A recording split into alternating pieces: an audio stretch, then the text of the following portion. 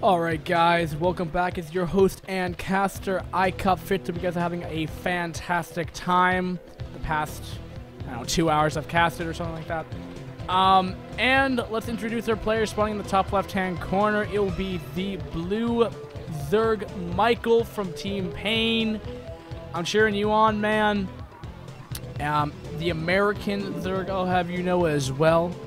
And in the bottom left-hand corner, as the teal Protoss, it will be Eunji from Team AoV. Now, for everyone who does not know, and the map is Jade. For everyone who doesn't know, for the past, like, 2 seasons, or 3 seasons of Clan League, iCCup has given, you know, we've tried to give some decent coverage of Clan League, and ultimately, we kind of failed at it, ultimately. I mean, we got the finals cast and stuff like that, you know, the big things. But we never really got true week-to-week coverage, which we're trying to do. We're trying to do written-up guides, and obviously I'm here for the TV cast and stuff like that.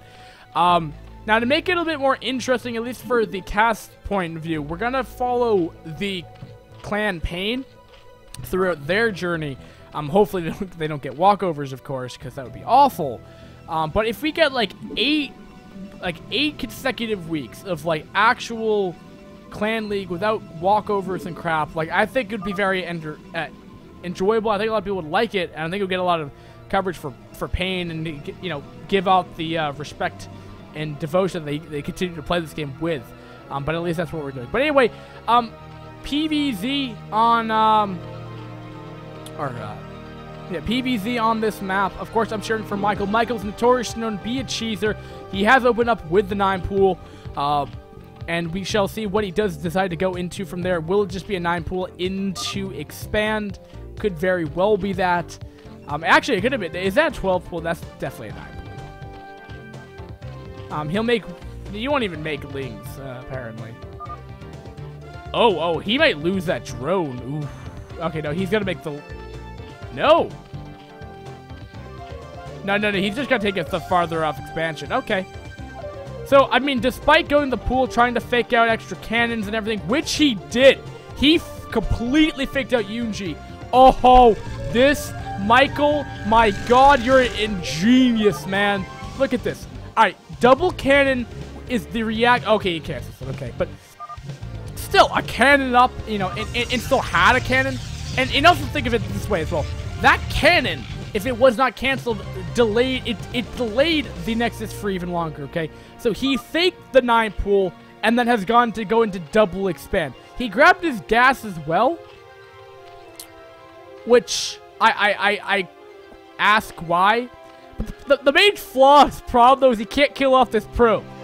He's losing, like, he should extractor trick that thing. There we go. Okay, finally getting that hatchery down. But that mind game. If you try to do that in frickin' E rank, you will just have lings up your ass. Oh, he's faking me. Obviously he's faking me. No, he's not. Alright, I don't know what Zerg Soul is referencing when he's saying selling Misty Skull Festive Tree, only $350.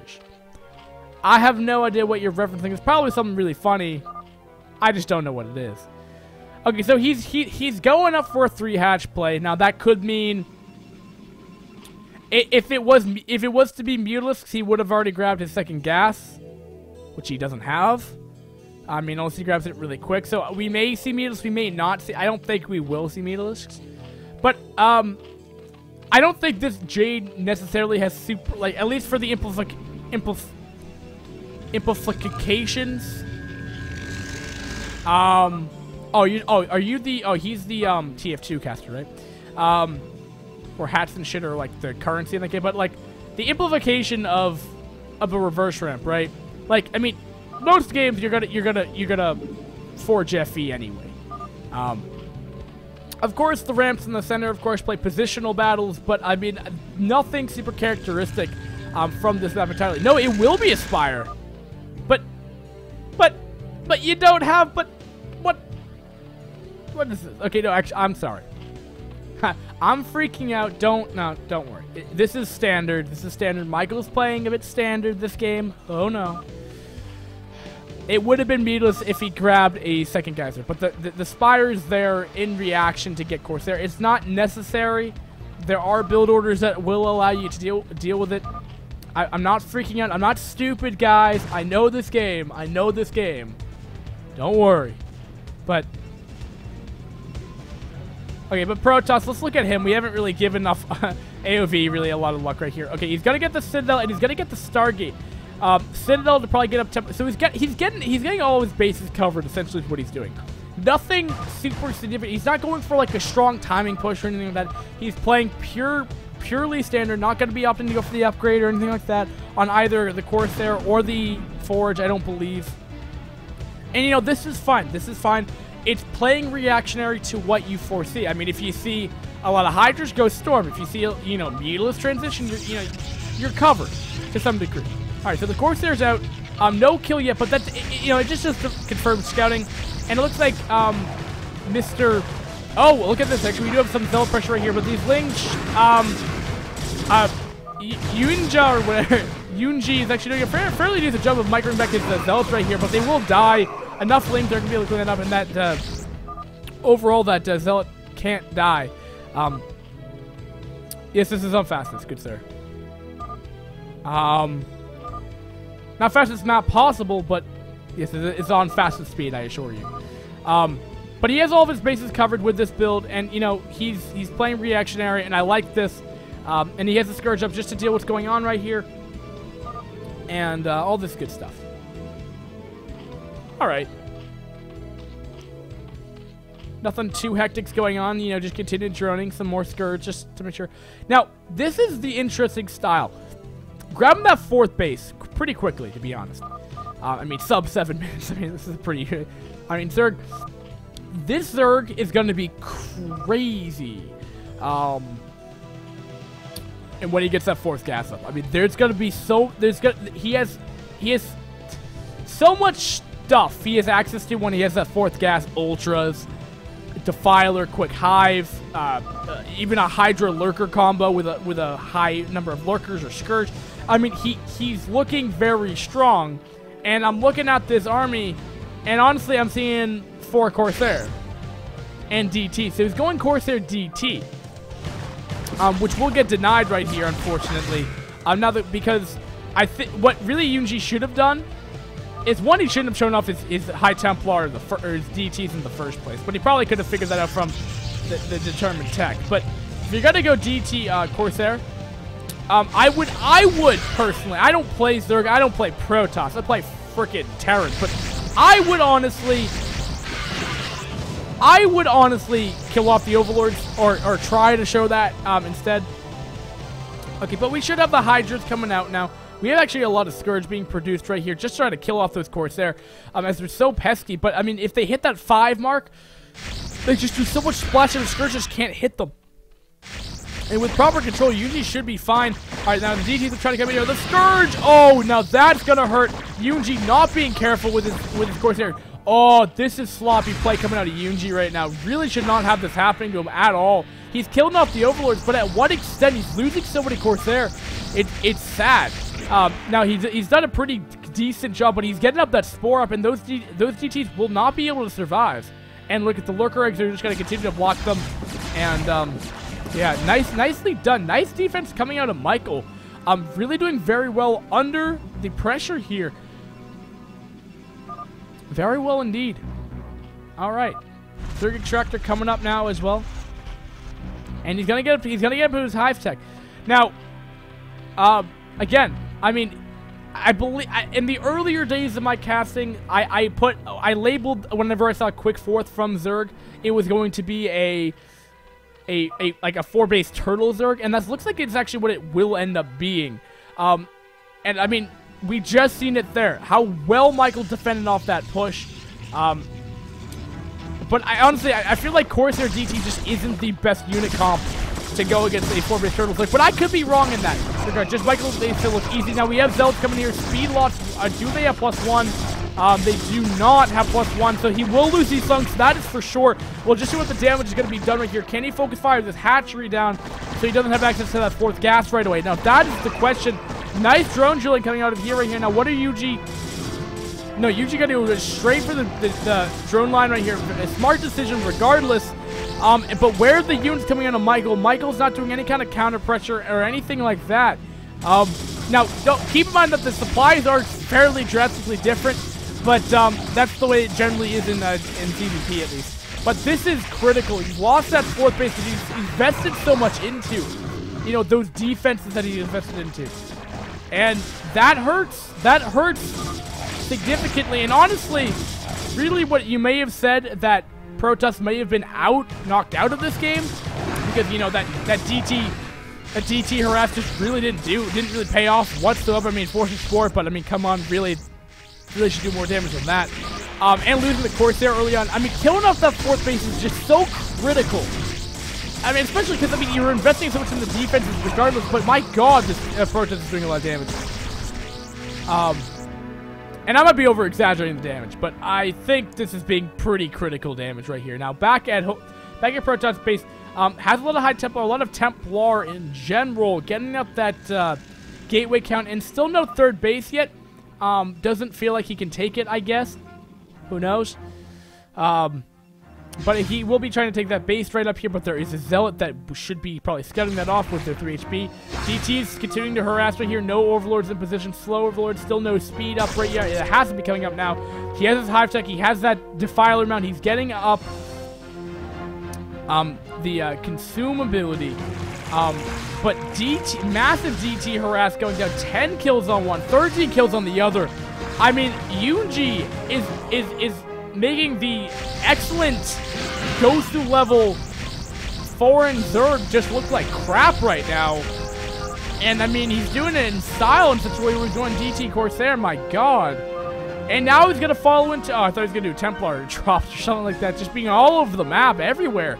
I mean, he's really making this 3rd base hard to mine from.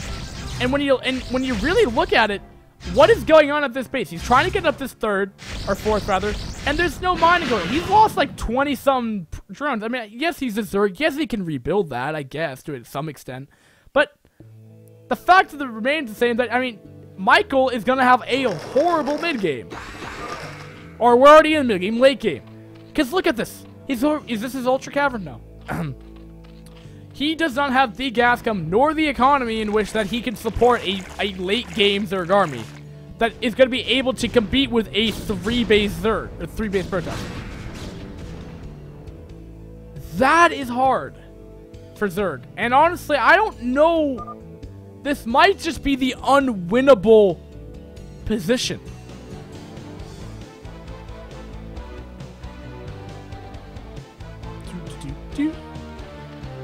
Defilers are out, so he's gonna be, I guess, oh no. DT drop happening in the main base right now. He really should be on, you know, closer eye out on that, but it looks like he's gonna be pressuring here, but now the Swarm is out, so he should be okay. I mean, the Swarm will definitely help him keep this base, and he does have the Knight's Canal up. But I want to make this clear, though, that even though I'm a pretty big dumbass, the fact that there was damage done so early on that now he's just able to stabilize, if even that, is just ridiculous, because his economy should be booming. Should have constantly been booming, and he shouldn't be on the defensive position like he is in now, because Zerg never wants to have that happening. Good Storm, good aggression coming out of this Protoss. We're taking Overlord. We're trying to do a drop. No, it doesn't look like that at all. Darkstorm is going down. He will be trying to kill off those observers with the Spore, which can be a bit annoying considering that Lurkers are invisible units. But of course he has Storm to remedy that. Oh, but these Templar, though, now that is a shame. 200 energy on this one, 150 on the other. If he loses, oh, no. He cannot lose those. Especially with ones that have such high unit count. Okay, so constant aggression. Nice play, Goo, going down. And this is rough for Michael. He's getting Ventral Sags for drop play, but here we go. Zealots going in the main base. Gotta wreak some havoc right here. Can he go in here? This is primarily Zealots right here. There's an Archon. There's a Lurker. Excuse me. The Zealots going in here. Where are they? Hasn't dropped them off right here, but massive damage being dealt right here. And we'll force off a Dark Swarm just to burn off some more mana. Or energy. I forget what it's called. Mana in Dota. And we'll retreat back.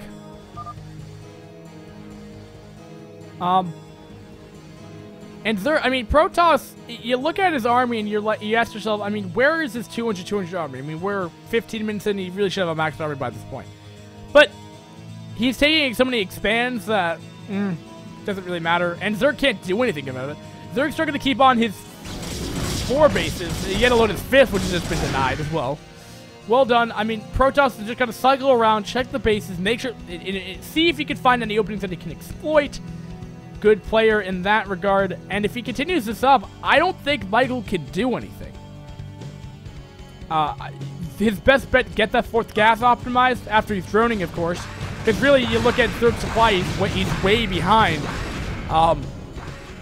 With so few units, because he's probably been droning at this point, I'm assuming. Yeah, he's down by like 1 worker now. And he just needs that gas income, but he needs the ultras. And nice play going off again, but can he save this base is the question. Lurker's going to be borrowing right here. Archons will take significant damage from that. Overlord War Game taken off. No, it will not. Any kind of econ damage being done over here? No, it doesn't look like that. So, again, it's just this delayed factor in this ZVP, which is really getting me worried for Michael. Michael, okay, can sustain 4 bases, can get the upgrades, can get up the ultras. Okay, let's say he can get that done. But what happens late game PvZ?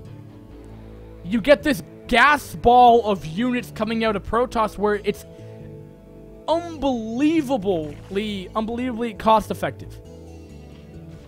DT drop happening in the main base right here, gonna be doing some harass right here. And it's honestly scary. It really is. Of how difficult that late game gas intensive army can be. Nice checking off his mini map as I'm checking mine right now. And oh god. It's just I'm worried for Michael, in other words. But you know, I mean, Protoss is doing everything right. Michael's not falling, is not crumbling like what most Zergs should probably have happened. He's staying in the game. He's going to try to play it out, whatever unit composition he wants to go. It looks like it's going to be... Oh, damn it, I didn't check everything. Of course, there's 1 successful storm drop that we get to see the latter half of does damage. But I think I need to keep it on tabs because he's just dropping so much. But yeah, I mean, what can he do?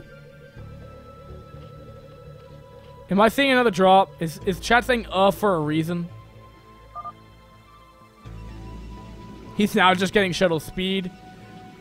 Going into another more Corsair right here. Gotta be doing the drop right here. That is so many cannons. I don't think it matters. If there's a drop happening on this. Just so many cannons there. Like, well, too bad. And it goes into this thing, you know, it goes into this... Another lurker drop, which just gets killed off. I mean, who's to say that Michael can't win? But I guess I am. Ooh, losing a couple Corsair right there. But if we are to have a late game, continue on late game, Protoss literally has all his bases covered. Look how many frickin' cannons he has. He doesn't have to worry about any kind of counter aggression. Sure, alright, he has a robotics. He can pop a Reaver out. Great. All he needs to do now is just focus on a 200 army and just kill. I think at this point that he's playing so overly cautious. But anyway. That he's not want to engage in, at least until he has his mech, until he has his gas ball of units. But Good shit. Killing that off. Good stuff. And this base is still not gone up for Michael right now. We do have Eunji coming in here, killing off this base, and he's just going to continue doing this right here. Michael needs to realize that he needs to fortify these locations if he's going to save them. Eunji is just all over the map, making sure that none of this shit happens, and he's doing a very good job of it. And even if a couple observers die, it does not matter. He has 2 more in the bag. And pretty good PvZ so far. It just comes down to this last engagement. I mean, Michael's building up an army. Michael's is trying to catch up in supply. Can he do it? Oh yeah, it's yet to be seen. And he has a ton of gas that he has yet to spend. But apparently something's going on. We have a Dark Swarm Shabam going down here. If these colors were not the same color, it would be pretty awful. Pretty nice. Okay, let's... So, chat, give me something to talk about here. I'm really sorry. I've exhausted the think tank of what could possibly go on. We just have to watch of what these maneuvers from both players are. If Protoss fucks up and make sure that he doesn't, you know, lose, you know, his whole army, he should be fine. We do have this triple Overlord drop play happening over here. I'm checking for any other drops that are going on. Doesn't look like them. Here we go, but it has been detected. And this Protoss seems just so unbelievably untouchable right now. Ah, well. Here we go, another drop. Nope. And nice Plague. Plaguing his own building. But those Corsair, though, taking a Plague right to the face. And that's gonna hurt quite drastically. Alright, here, this massive army, 194 supply, finally gonna be pushing out here. Can he do anything? Can he do it? There is no D-Swarm to help right out here. Continued lurkers coming down right here. This could be quite difficult to deal with. If he doesn't have the proper way to engage us, he has no storm. This could be difficult. Again, that's an engagement you don't want to go in as Protoss. And yes.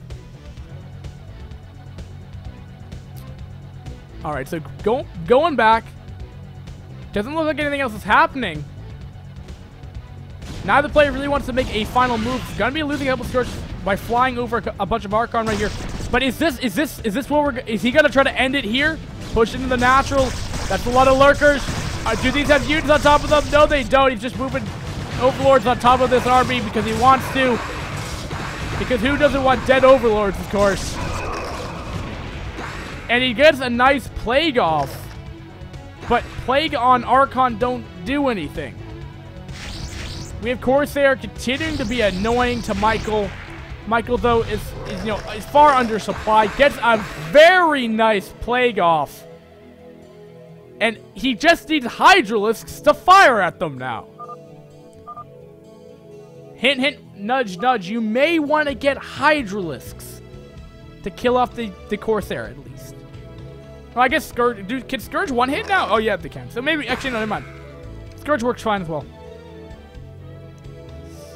Alright, Protoss going in with a couple DTs, no Overlords, and this is what he wanted to do initially. He doesn't get the Plague off. Plague does grant detection, apparently, and that is the end of that.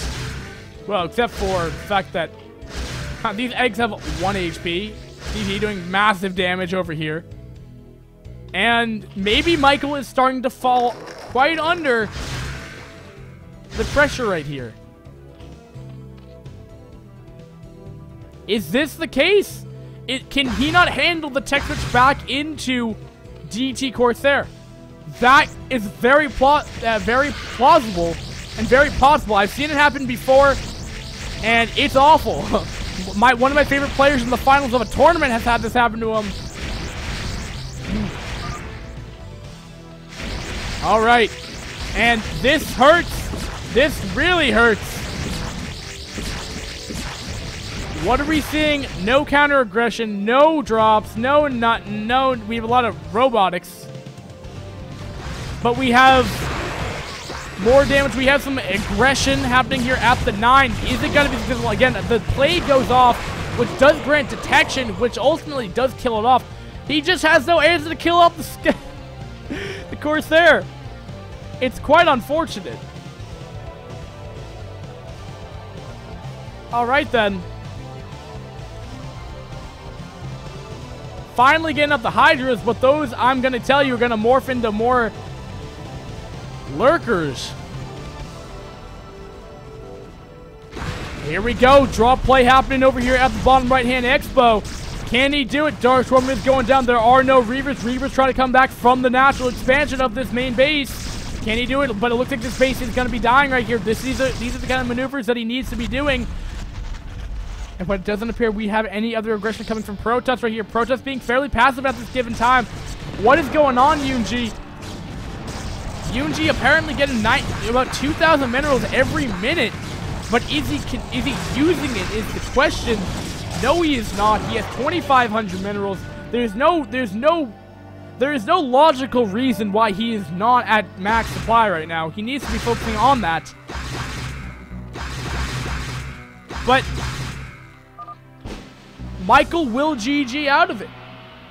I mean, if you look at the bank, then that's pretty much what tells you what the end verdict. But, I mean, again, it comes down to the fact in that early game, Michael, in my opinion, should have GG'd out earlier. But that aggression, right, comes in.